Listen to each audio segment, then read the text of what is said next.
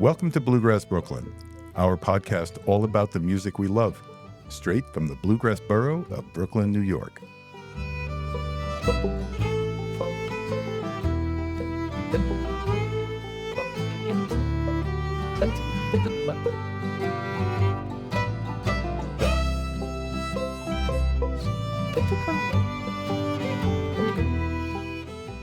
Season 5, Episode 4.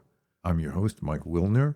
Our co-host, Liz Wolfe, is off this week. She's down in Nashville attending the IBMA-sponsored Leadership Bluegrass program. Can't wait to get her back on the show. But in the meantime, we're presenting you a conversation she had with Nelson Williams, who is the bass player in Chris Jones's Night Drivers, among many other things. He's had a fascinating musical life. I think you're going to enjoy her conversation with him. And also, I came across a bluegrass festival in the strangest place down in Cajun country in South Louisiana, the Bayou Bluegrass Festival, and we're going to hear a bit about that. It's Saturday, March 21st down there in New Orleans. Also, a few other key dates. Jam Jersey, March 20 through 22nd. It's going to be a weekend of jamming, concerts, workshops, a lot of fun. Go to bluegrassjamsnearme.com and you can find out all about it. There's still tickets available. And Chris Jones and the Night Drivers will be at the Westchester Bluegrass Club on Sunday, March 29th. Also, hyper-locally, want to remind you that Monday nights, 7 to 9:30 at Irish Haven at 58th Street and 4th Avenue in Sunset Park, Brooklyn. We have a bluegrass/classic country jam. All are welcome.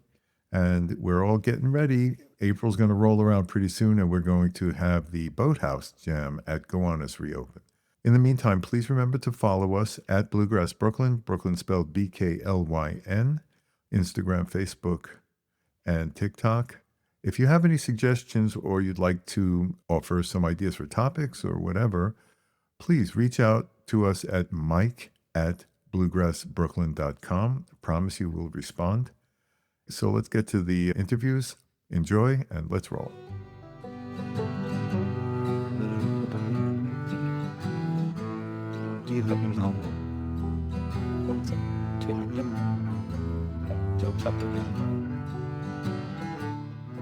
Well, hello and welcome. I am so excited to have Nelson Williams on our show today. He is an upright bass player and teacher extraordinaire. I know that part because I met Nelson at the Ashokan Bluegrass Camp last summer. And instead of going to the guitar class, which is where I probably should have gone, every day I went to Nelson's bass class. And it was a truly beautiful and insightful educational experience. So thank you for that and welcome to the show. Thank you. Thanks so much for having me, Liz. And in particular, we wanted to have Nelson on right now because he is going to be playing at the Westchester Bluegrass Club on March 29th, 2026. I want to make sure people know that it's not any other year.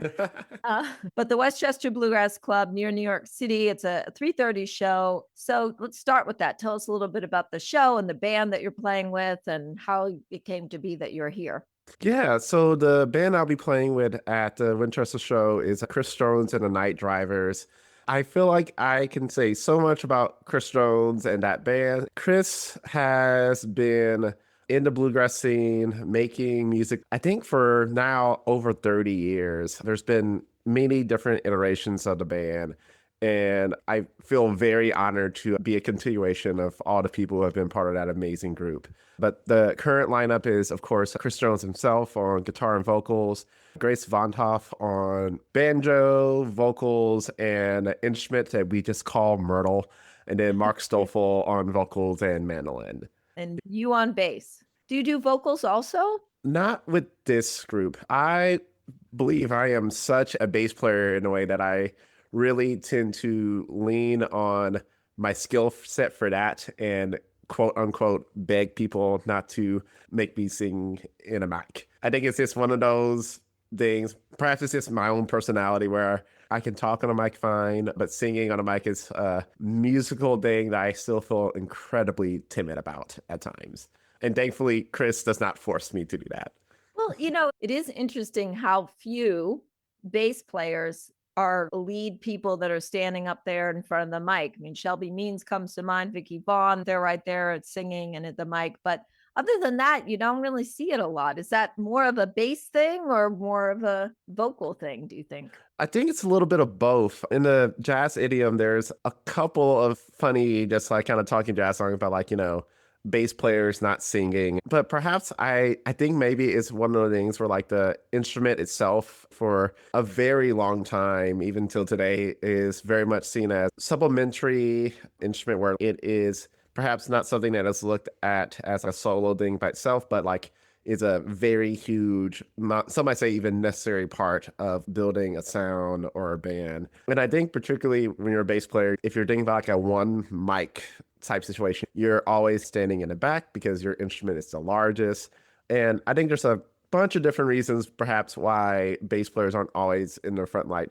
I also like to jokingly say we as bass players are usually much more chill, some might say stereotypically laid back type of people. So being front and center and stage is not always our thing. So did you start on the bass? Yeah, so I was not an upright bass player when I started playing music. I started playing music, I think this was my fourth grade here in South Louisiana. I'm from Baton Rouge, Louisiana. And so the school I went to Southern University's lab school, where we didn't have a strings program at all. But Southern University, which is like the parent university of that lab school, is very well known for its marching band. And so I grew up always around brass music from school. Like lived in North Baton Rouge, so very close to Southern University.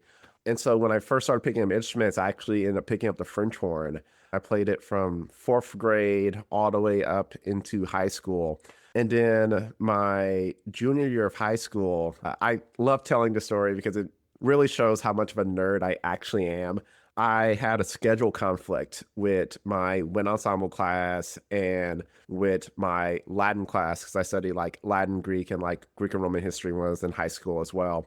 So I couldn't give up that because academics are academics. And I like playing music a lot, but it wasn't something that I would say at the time I felt so connected to in a way that I would be like, oh, sure, I won't play music anymore. That's sad. And I'm always incredibly grateful for the high school orchestra teacher at my high school, Baton Rouge High, Christopher Frazier. He heard that I was going to be taking music and he was like, well, that sounds silly. And he looked at my schedule and he's like, oh, well, you have this period open. Would you want to be in the baby orchestra and pick up a string instrument? And I was like, sure, why not? I liked playing music. So I was like, why not keep playing music? And when it came time to decide on a string instrument, I feel like I had always had a fascination about bass, both electric and upright. So I was like, yeah, why not pick up the bass? And the rest truly feels like history from there. I fell in love with the instrument almost immediately. Well, maybe not almost immediately. The first month was very rough. I almost quit the first month. Calluses, I went from being like a first chair French horn player to like last chair in like the underclassmen orchestra. Lots of ego death and whatever going on with all that. But I want to say it was like after my first month of playing it, particularly I was working on Handel's Messiah chorus with a group for a performance. And there was just something about working on that piece that eventually everything clicked with the instrument. And I've just been really obsessed with playing the bass ever since. So you went from classical bass, basically, I'm assuming, with bow, but now you're doing bluegrass. So there must have been a journey between classical bass and I think some jazz and other styles in there. So tell us about that journey. Yeah, so when I was in high school, and I really, again, started playing bass, what most people would call very late, particularly for anyone who had been interested in maybe going to college or pursuing music a little further than just high school, or at least the classical realm. And so, but whenever I first picked up the instrument, a bass player whom Christopher Frazier first showed me, my teacher, was Edgar Meyer. And at first I was just, of course, amazed by Edgar's recordings, particularly of his bass concerto, the Bottesini bass concerto number 2 in B minor. I fell in love with his recording of that concerto. And from there, I just started finding more and more of Edgar's work, which, of course, would eventually lead me to all of his work with the Goat Rodeo Sessions. I remember listening to that and being like, whoa, what is this style of music that these people are playing. Of course, Yo-Yo Ma's on that recording, Stuart Duncan's on that recording, and of course the illustrious Chris Dealey on mandolin. And so I remember listening to that album just top down constantly and just getting really, really, really obsessed with American roots music. And equally, around the same time, I was listening a lot more to jazz because I had a lot of friends in high school who also played jazz. And I feel like I was being like, oh, wow, outside of classical, bass can do so many cool, interesting things in the jazz world. And then listening to Edgar with Guerrero sessions. From there, I became really obsessed with Chris Dealey and the Punch Brothers. And then also around that same time, I started listening to the Carolina Chocolate Drops. That just really showed me this huge world of American string band music that I was just like, oh, this is music I really want to start playing. And I really didn't get to do a lot of that till I got to college. I stayed went in the classical realm in high school, auditioned, got into the various colleges I got into, and then decided to go to LSU for many of reasons. But one of them definitely was that the music program was pretty diverse in terms of they had a jazz school, classical. They also have an electronic music program at LSU that I had a couple friends in that were like, yeah, come here. You can make like weird computer music. But it really was in college where I feel like I got to explore a lot more of my musical interests outside of just classical music. And how much do you think your South Louisiana LSU has influenced your style and models of music that you play currently?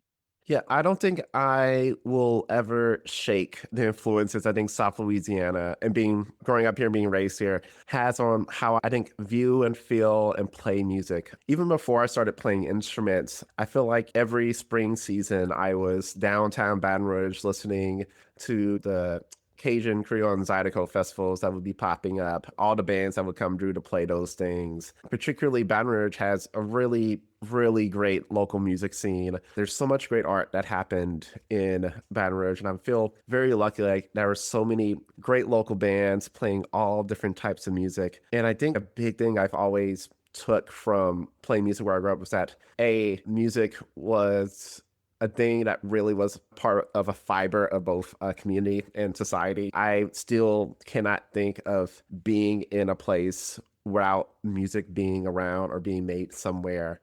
I also feel like part of growing up here was that music was always meant to move you in some way. I'm a big dancer, and I feel like so much of how I understand groove and rhythm really is centered on how music and what I'm doing feels in my body, and then tangentially how that feels to the people I'm playing with and also to the people who I'm playing for. And I feel like every time I pick up my instrument and I'm about to play, it's like, cool, like how is the thing I'm playing feeling? Can I feel this in my body in some type of way? And usually if I can, it means whatever I'm playing feels right. But yeah, growing up here, it feels very hard to grow up here and not be a fan of music because it really is just everywhere. I've been fortunate enough to spend some time there in that part of the world, and everything that you're describing, just about the energy, I could see how it would infiltrate everything. Oh, yeah. And I truly, again, have nothing but great things to say about particularly being an artist in any type of way, particularly a musician in this part of the world. It's one of those things where I feel like there's places where to play music or embody being a musician can be looked at as being kind of weird, odd, yada, yada. Where I really do feel like down here, whether it is performing or playing music as a quote unquote hobby or whatever, or pursuing it as a career, people more often I'd be like, oh yeah, of course, it's South Louisiana. Of course, there's a musician in the family. There should always be a musician somewhere amongst the family. Are there other musicians in your family besides yourself? So yes, in some ways. So I'm a twin. So my twin brother also plays bass. I remember when he started playing bass, I was a little angry at him because I want to say he started playing bass our senior year of high school. And it was really one of those things where I was like, okay, I'm my own person. You're my own person. Totally. But also, why are you doing my thing? But he still plays bass. One of my uncles, he was Uncle Bubba. And I have so many memories of him when I was a kid. He was kind of like really big personality. He was definitely a cowboy in his own right. He had horses with my Aunt Hazel. And outside of all that, he also at one point was a blues guitarist. He really didn't play much when I was growing up, but I remember we would go to his and my aunt's house and we would go upstairs and mess around with his guitar, not knowing what we were really doing. Right. But there would be all these photos of him in his hat, in his outfit, playing the blues in the various places he was playing. And I always think about him often whenever whenever I'm playing the blues or whatever, being like, I wonder what Uncle Bubba would think about me now as a musician. But outside of that, the other musician in my family, his name's Antoine. I think actually Antoine was like the member of my family. He's a couple years older than me, one of my cousins, but he is from this part of my family that's from Massachusetts, Western Massachusetts. And he's such a great dancer and singer. He does like a lot of Broadway musical stuff. And I remember I really looked up to him growing up as, oh, there is an active artist in the family. So it's not weird if I am also an active artist in the family. So my next question then would be, is that something where your family said, really full time? This is what you're going to do now? Bluegrass, other jazz? What? You know, I'm will always be incredibly thankful for my mom. She has just been a huge supporter in all the things I've done with my life since I was a kid. And I think for her, she always knew me and my brother were good kids, smart kids, that whatever we would decide to do with our lives, we would do it well and do it with a lot of drive and ambition. And so I want to say whenever I started really getting into music, I don't know if she really understood all I wanted to do in my life. I also did not really know all I wanted to really do in music when I was first in high school, going through the motions of it. But she was really supportive. And I think my family would always check in, be like, hey, how's it doing? How's it doing? How's your grades? Like, how's music? What are you doing? And I feel like I never felt, particularly for my mom and for certain members of my family, that pursuing being a musician or whatever my goals were something to be dissuaded in. I also say that I was a hard worker in various types of ways. And I also always found a way to make sure I could feed myself and pay rent. So I feel like also there's a bit of, well, he's not begging for money and he's not seeming like he's going hungry. So he must be doing okay. Well, and I think like that's the big joke, right? You get a bass and then you have a gig. I've mentioned this on other podcasts where it's a funny thing about a bass. You only need one, but you always need one. Oh, yeah. Whenever I moved to New Orleans, so I moved to New Orleans in 2020, which late June, basically July of 2020. And I still have friends who's like, man, what a crazy time to be moving. To which I would tell them, well, I believe at that time I knew I had, in one way or another, outgrown my hometown in a way that I don't think there was anything there to move me more in the direction I felt like I wanted to be going with my music life. And out of all the music cities I had visited, I want to say like between 2018 till 2020, New Orleans felt like it just kept calling me in one way or another. And whenever I moved down here, I had very little intentions of being a regularly gigging upright bass player in town, or at least in a way of being a regular gigging jazz bass player in this town. To which I will tell anyone, if you're an upright bass player in New Orleans and you think you're not going to play jazz, you are sorely mistaken. If you have the capability of truly playing a walking bass line for at least 3 hours, you will get picked up by a band. There's, weirdly enough, not enough of us here, or better phrase, there's not enough of us for the amount of bands and gigs that people want us for. I have such great memories of when I first started touring with Jake Blunt in 2021, where I would, of course, be leaving town for a week or 2 weeks or so at a time. And I would get put in these group chats with 20 other bass players in the city. And it'll be one band leader just being like, hey, is anyone free on this day to play this gig? To which it was a lot of no's because everyone is booked. And then also a lot of bass players in the city just being like, oh, hey, like I haven't seen you in a while. How's it going? We're all catching up in this big group chat where someone's like, please, I just need one bass player. I need one bass player. Yeah, that's really great. Okay, so you were involved in a cool project, a band called New Dangerfield. So how did that come about and what was your involvement with it?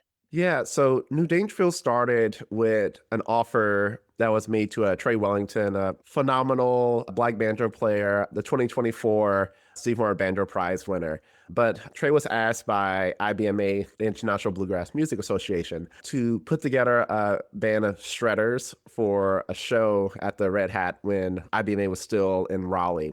To which Trey pivoted and said, hey, what if instead I put on a program of young black banjo players? To which he asked Jake Blunt and Kaya Cater to be part of. Then once they started getting together to start planning that, Jake reached out to me and was like, hey, would you want to play bass for this? And I was like, oh, you mean play bass with three of my favorite banjo players and also three of my friends? Sounds like the best gig ever. Yeah, I feel like we all joke around that this project was really meant to be a one-off. It didn't even have a name at first. And we had our first all-together rehearsal on a very rainy day in Providence. And we recorded a video of us playing a tune called Rolling River. And we do what most musicians should do, post a video of us playing music online to promote that we're playing a show. And the response to it was immediate and very, very positive. I want to say our favorite banjo auntie Rhiannon Giddens posted and shared about it. Everyone was like, oh my God, like, when is this band coming to my town? And we're just like, okay, maybe this is more than a one-off. And then we played the show at the Red Hat, and it was a great show, standing ovation. This was in 2023. But people came up asking to book the band and do things. And as we were playing that set, and right afterward, it was like, oh, cool. This is something special. We should still play a lot more music together. And then New Dangerfield was born after that. And so are you still touring? We're not touring anymore. We just finished our last show together for a while at Wintergrass in Bellevue. And that project was so much fun. I truly, truly, truly can't explain how much it meant to me to spend so much time playing with Kaya, Jake, and Trey. We made so much amazing music together. I feel like we all have so much still to do in the music world. But yeah, nothing but the best thing to say about everyone in that band. Hey, maybe New Dangerfield will riot again someday. But for now, we're all taking a break and focusing on all the other things we all do with our time as musicians. So one of the themes that I sometimes do on this show is women in bluegrass, because I feel like women in bluegrass are really just starting to get recognized at a higher level than they were historically, certainly, because there weren't any women in bluegrass, really. So I'm wondering about your experience as a Black man being in this genre, what your experience is in a similar way. There aren't a lot of Black bluegrass musicians. Yeah. Oh man, that is such a quote unquote fun can of worms, because I think there's so many ways to talk about it. In the same way, I think, as we talk about women in bluegrass, where they are sidelined for their male counterparts or not given the rightful amount of credit they are deserved for the things they've done within the musical world. I think of Black musicians, not only bluegrass, but kind of across American music in a similar boat, where a lot of them are not given the proper due they are deserved within the history books. I talk to a lot of people when it comes to Black musicians and string band music. And in many ways, I think the correct answer to ask is like, oh, well, what happened to all of us? Because the Black string band tradition, the Black tradition of playing string instruments goes back hundreds of years. You know, the first instrument that enslaved Black people were playing were fiddles. Our first mentions of the banjo as an instrument as we know it comes from the Caribbean, from enslaved populations down there. And so these instruments that we really think of as core parts of the American string band tradition are so deeply connected with the Black community. And then I feel like you look in the modern day and there's so few of us, or particularly there's so few of us that people really see out and about within the industry doing things. And there's a lot of different reasons from that. One that I think is always important to talk about is that there's certain types of string music, particularly as we think of like American string music, that Black people were more or less pushed out of due to the early days of the record industry in America, where race records were a thing where, you know, if you were a Black band, you played the blues or swings or jigs or whatever. And so that is the category of music you would be able to play, record, and be able to make money and do gigs with. And then on the other side, there was other types of string music that were expressed as, oh yeah, this is like the string band music that we sell and are done by white people. And I think what that really did was it took this pot of string music that was being played basically from everyone and then really said, cool, stylistically, you enter this way and this way, depending on whether you're a Black person or a white person. And that firstly, I think, really divides the string band world and then dilutes the amount of Black musicians who perhaps were playing things that we thought of being closer to what become bluegrass, because you're not making money for it. Segregation was still a thing. So there were not many bands that had Black musicians in them if it was a majority white band. There's a band, if I remember this correct, that Jake told me about. Oh, it was something the Kentucky Boys, but they had a Black fiddle player, but you would never know that the fiddle player was Black because on all their records they sold, their white manager was holding the fiddle in it, because the record would never sell if there was a Black man amongst a group of white men playing the fiddle. And how I always like to talk about this is that once you kind of, from an economic and recording sense, or in terms of, am I going to get paid to play this gig? Will I be uttered if I go out play this gig? You start to really make music. You really start to make it clear to visualize, like, cool, these type of people aren't really welcomed in these spaces anymore, because there's A, no incentive for them to play that music, and B, they will be treated differently and unfairly if they do. I think of my own life as a Black string player with a lot of really trying very hard to find communities of people to whom I felt safe to both just play music with in just the way that everyone wants to be able to jam, but also find people I feel like I could be safe to mess up, ask questions, find people I could really trust as mentors to what I wanted to start playing. And for me, it took so long. I remember a number of jams I would go to near the end of college and even afterwards, where I would go show up as one might think the only Black person amongst the jam. And while some people treated me nicely, other people would give me weird looks. They maybe wouldn't give me a break or acknowledge that maybe I wanted to play a song here. Even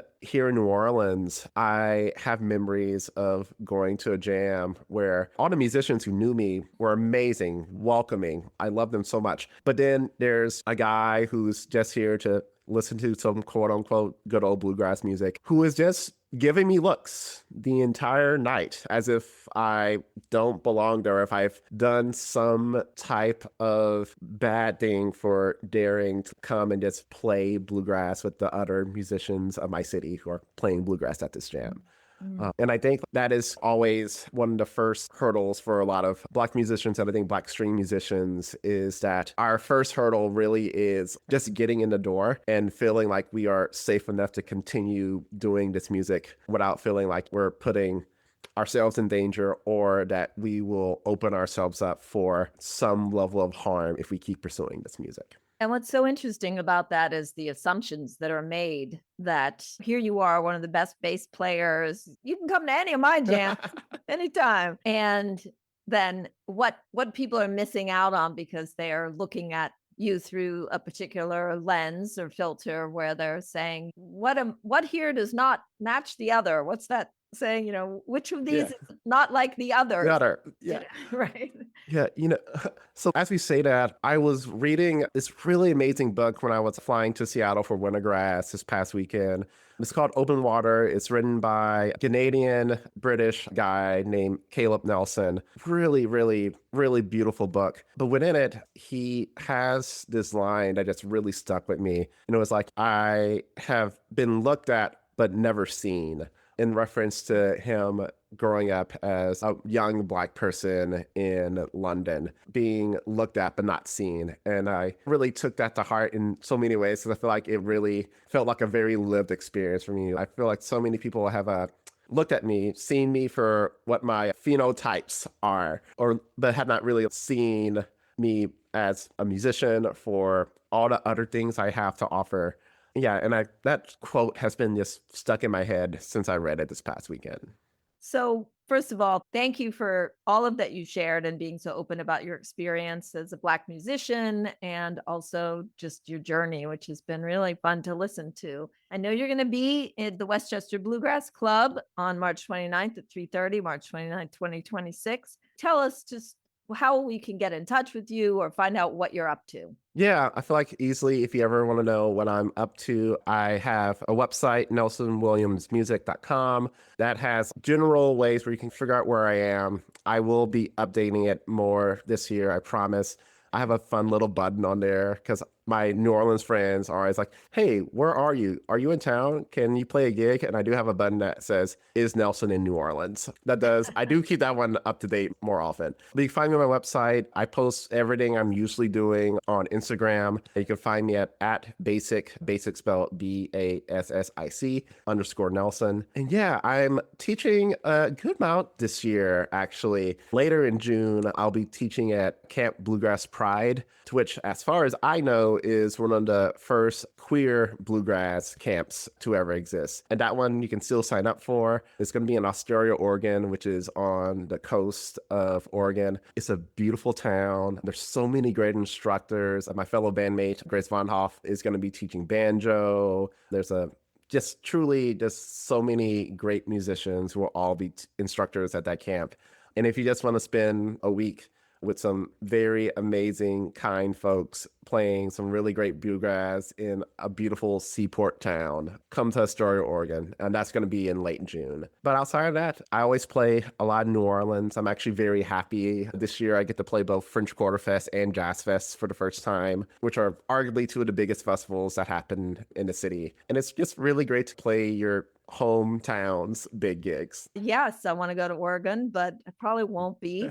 Just one more thing in the long list. Yeah. That's my future dream. I'm going to get in that RV and I'm going to drive and I'm going to map out all these awesome camps between here and the West Coast. Well, Okay. I mean, that sounds like both a beautiful idea and also what a great idea for a podcast, honestly. Exactly. Liz on the road. Well, Nelson, thank you so much again for everything that you've shared and your time with us today. Hope lots of people get a chance to see you on March 29th. And in the meanwhile, thanks very much and for everything that you have shared that has enlightened me and my bass playing. It's been such a pleasure, Liz. Thank you so much for having me on.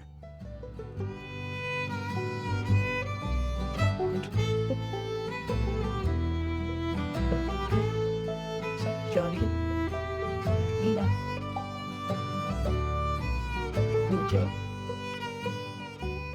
Okay, so here we are with Michael Naquin, the president of Delta Hayride Association, which hosts the New Orleans Bayou Bluegrass Festival. First of all, Michael, thanks for taking time with us today.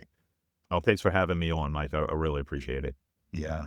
Michael, I have to admit that when I scanned the list of festivals in the South Louisiana area and saw the Bayou Bluegrass Festival, my eye rested on Bayou and I assumed Cajun Creole. And then I looked and said, bluegrass? So I was a little surprised. Tell me a little bit about the focus of the Delta Hayride Association and local bluegrass music there. Oh, certainly. The Delta Hayride Association was started by myself and a group of bluegrass lovers here in New Orleans. The mission of the organization, the association, if you will, is to promote bluegrass music in New Orleans and in the southern Mississippi Delta region. I don't think a lot of people think of bluegrass when they think of New Orleans. Right. And certainly that's something that we're hoping to change. And we do have a small bluegrass community here in New Orleans, but it's something that we want to grow and we want to give local talent an opportunity to hopefully break through and make it into mainstream bluegrass. Michael, how'd you come up with the name of your association? The name Delta Hayride Association is loosely based off of a television program that used to be shot in Shreveport, Louisiana, called the Louisiana Hayride. It was very much a folk and bluegrass oriented show, showcasing a lot of talent. And most people would probably know or have heard of the Louisiana Hayride as the first television appearance of Elvis Presley. Huh. Yeah. Wow. So one of the major efforts the association takes is to promote through the New Orleans Bayou Bluegrass Festival, right? Correct. How long have Correct. you been doing that? So this is actually going to be our second annual. Uh-huh. So we had a very successful inaugural festival. We had over 1,000 people who Mm. showed up, which I can tell you certainly exceeded our expectations. If you would have asked me 2 to 3 weeks before the festival how many people going to show up, I would have probably told you like maybe 350 people if we're lucky. Quite honestly, we felt almost honored Mm. that so many people came out to the festival. So tell me about the local bluegrass community in New Orleans.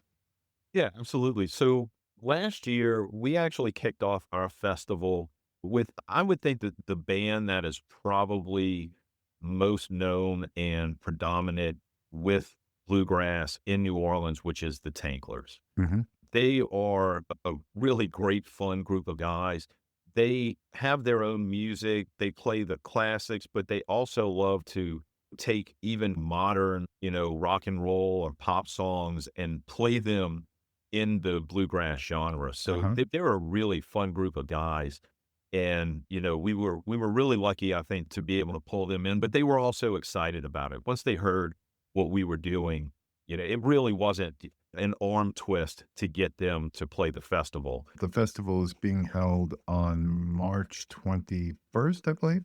Correct, correct. That's Saturday, March 21st. So it's a one-day affair. What's going to be going on at the festival? So to kick off the festival, we always like to try to have a class before the festival. Mhm. Last year, one of our acts was Wyatt Ellis and Christopher Henry. Yeah, Many people know Wyatt Ellis as the young mandolin phenom, right. uh, has really made strides in bluegrass and has played with, at this point, probably every living great that there is in Yes. bluegrass. And Christopher Henry was actually his mentor. Mm. And we were, lucky enough to get them to come down here and play as a duo during the festival, but also lead a mandolin class before the festival. And Huh. this year, what we have is we have Jeff Burke, a world-renowned mandolin player. Mhm. He hails in Nashville, but he is going to come and teach a Pete Wernick method class All right. before the festival. That's going to start at about 9:30 in the morning. While he's a mandolin player, the class is open to all string instruments in bluegrass genre. And he's going to focus on getting musicians who have never played in jam situations or with other musicians that they've never met before, comfortable in walking into a room and being able to proficiently play with the other musicians that are in that room. My co-host Liz Wolf is a Warnick instructor, so I know the value of that system. So we have the class, which is going to be a Warnick focused this year. Then what do you have? Open stages? What other events are going on? So we have a single stage, and the gates will open at 11 o'clock. And at 11:30, our first band will hit the stage and perform. And at the festival, we have kid activities. So we are a family friendly festival. We have activities for kids. We have various artist vendors at the festival, that as well as food vendors to feed the festival. We generate our own merchandise as well as helping provide areas for the different bands to sell their merchandise and promote their music. Typically, what we'll do is we do 3 acts, and then we take the dinner break Uh-huh. that you would get at most bluegrass festivals. And during that break, what we do is we actually do an award ceremony. We bring our partner who benefits from the festival, which is Special Olympics Louisiana. Uh-huh. We give them an opportunity to come up on stage and talk about their mission and how the festival is helping them meet that mission. And like I said, we do a Lifetime Achievement Award. The individual that we give that award to, if they are a musician, they play a small set during Awesome. that little intermission period. And then we make note and appreciation for our sponsors, because I can tell you, without our sponsors, I don't think the festival would happen. You know? How does the sponsorship work for the festival? So we have various sponsorship levels, and you can reach me at michaeln@deltahayride.com. And I'm more than happy to send you off a sponsorship form that indicates all the different levels that you can sponsor at and what you get in return. And simply put, you get VIP access to the festival, which is the only way you can be a VIP is to sponsor the festival. We Mhm. don't sell VIP tickets separately. You get some swag from the festival itself, plus you get your logo on our website and displayed at the festival as well. We'll put the stage up on the big screen. We're going to be able to cut recordings of the acts, but more importantly, we'll be able to display our various sponsors and their logos. It sounds like you're really growing this thing fast. Is it going to be necessary to go to multi-day at some point? Yes, that is something that we really want to get to, and we're really not far off. Who does the band selection for the festival? So, for the most part, I would say that Mike Kerwin, Ben Russell, and Helen Luday are band-focused members. So they're certainly the ones who are very in tune with the different acts that are coming up in bluegrass or have been in bluegrass for a very long time. All three of them are bluegrass musicians, and we sit down as a group with a list of recommended acts Mhm. for, let's say, the following year, and we vote on who it is that we're going to have participate. And, there are also some outside conversations. We try to make it neutral as possible amongst the organization and really put it to a vote so everybody gets a fair shot. So after the dinner break, what goes on at the festival? More acts? Yep. So after the dinner break, we're going to have three more acts that'll come on stage. And typically, we have our regional acts in the evening. I think next year we'll try to mix up the lineup a little bit more and put, one of our Louisiana bands, I think, in the second half. But for the most part, we'll have three more bands that'll come up. But to give you an idea, this year, the first set will basically be Dead Magnolia String Band, which is a band here in New Orleans. Mhm. We'll have Swampland String Band, which is a band out of Lake Charles, Louisiana. And then we'll have Gina Forsyth in the Copper Roosters. Right. And then when we come back from the break, we're going to open up with Caleb Clowder and Reed Oh, wow. Williams. Yep. They're actually going to come as a duo set. We wanted to try that again. Like I said, we had Wyatt and Christopher last year as a duo. We really liked that. It brings a different feel when you have just two musicians on stage that can just capture an audience, Right. you know? And then after that, we'll have the Po Ramblin' Boys. Oh, yeah. And then we're going to round it out with our headliner, which will be Bronwyn Keith Hines. And she's going to bring a special guest this year, which is going to be her husband. Yeah, I was going to say, Jason Bonner. Jason tagging along. Or... Yeah. I mean, look, I'm the father of two daughters. Mhm. And for me, I felt like this year it was important for us to showcase a female voice in Absolutely. bluegrass. And so we reached out to Bronwyn's people, and they actually had come back to us and said, well, hey, what if Jason played with her? And at that point, I mean, we were over the moon. We were like, are you kidding? And they were Yeah, like, Jason. no, absolutely. All right. Jason who? When they brought that up, I mean, that was a no-brainer for us. I think you got a pretty incredible lineup. That's quite an accomplishment. Yeah, we're all proud of it, for sure. Because like I said, it's a group effort in picking these bands. And I can tell you this year was harder than last year, Mm. and I can foresee that every year it getting more difficult.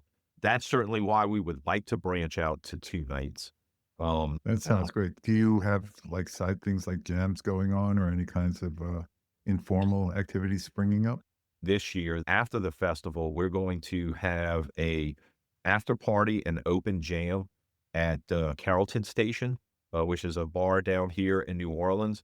It's a great venue. It's essentially going to be somewhat of an open mic jam Right. session with kind of a house band that even those band members will be interchangeable. So if you came out and you were a banjo player chances are, house band wise, it'll probably be Tucker Baker on banjo.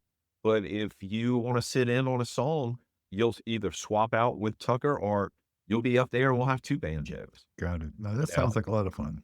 When you walk into the bar, you'll be able to sign up, and we'll basically schedule everyone to have an opportunity to play on the stage. And hopefully, we're able to get some of the other musicians in the various bands that are playing the festival this year to come out and just continue the vibe with us and carry on through the night. Yeah, that's fantastic. It really sounds like a tremendous amount of fun. If listeners are interested in finding out more about the festival, where should they go online? You can go to deltahayride.com, which is the website for our association. You can go to nolabluegrassfest.com. You can find us there. And then if you want to purchase tickets, you can purchase them through our website, or you can go to eventbrite.com and you could just type in Bayou and it'll bring you to our tickets. And you can also find us on Instagram at bayoubluegrass.fest. Great. That's great. If there are listeners who are interested in helping support the work of the association in promoting bluegrass in South Louisiana, what can they do to get involved? Once again, they can always reach out to us. If you go to our website, deltahayride.com, we have a volunteer page where you can sign up for the, various things that kind of need to happen to make a festival run. You can send an email to myself and talk about your ideas and what you think and what kind of value you think you can add to the association. So, that's mainly all done through our website. Great. Okay. I think that gives people a lot of options. And I hope that you guys have a lot of success on Saturday, March 21st, right? Correct. And March 21st from 11 to 8 p.m. And the Wernick class is going to be starting at, 9:30, you said? 9:30, correct. Yes. Well, listen, Michael, I really appreciate you taking time and really hope that this year's festival comes off as amazing as it sounds like it's going to. Thank you, Mike. We certainly appreciate the time and helping us get the word out there. And we're certainly proud to be a part of Bluegrass Brooklyn. So, thank you so much.